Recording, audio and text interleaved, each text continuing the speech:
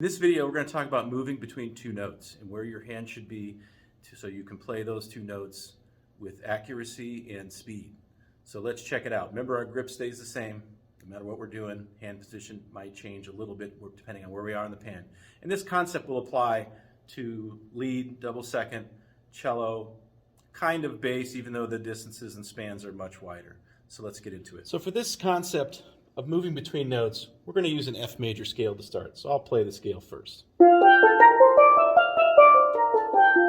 what I'm trying to do is be as efficient as possible with my movements. I'm trying to use, by using my wrists and fingers in the grip, I can be faster than if I were to use my arm.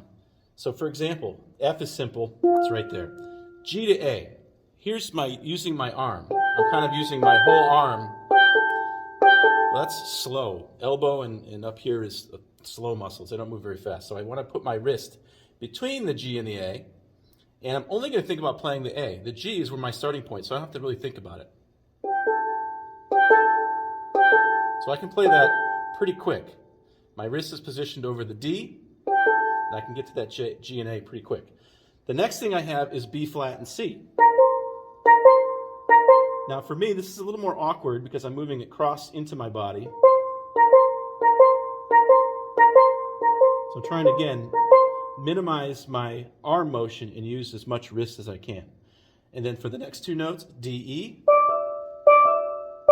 So notice my wrist has now moved over A, so I can play those two notes quick. And on the way down, it's the opposite. So when I do scales, I tend to break them into this rhythm.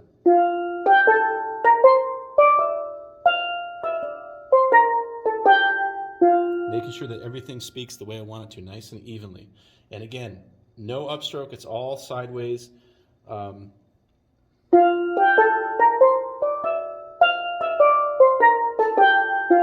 when I go to play this scale, I have one position here, I go here for the D and the E, and then I come back for the G, A, and G on the way down.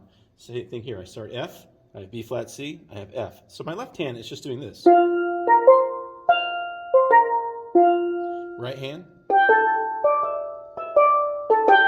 So I'm moving my arm's moving my hand in and out of the pan, but I'm using my wrist and fingers to play the notes.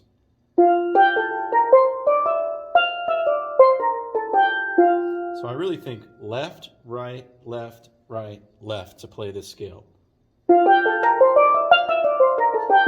When it comes to double seconds, the same kind of principles apply to lead. When I play seconds, I try to keep one hand here, left hand in the left pan. You do break that rule on occasion. But it's the same idea. If I'm playing the F scale I just played on tenor, here's my F, G, where's my wrist? It's in the middle. Notice I'm reaching back with this kind of a grip. It allows me to move the stick.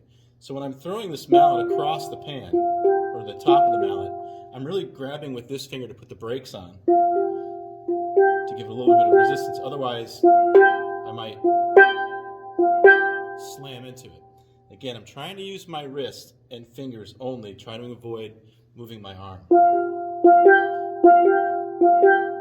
When I go from now G to A on this particular pan, if I pull it back,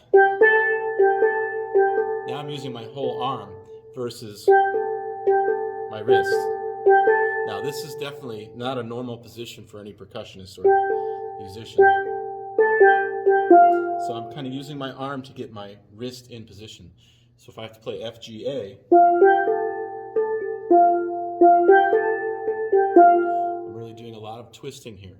And the same thing would apply to the left side of the pan. It just depends on where the notes are. So this whole idea of crossing between notes, moving between notes, it's really about getting your pivot positions right. F to G, G to A to B, B to C sharp.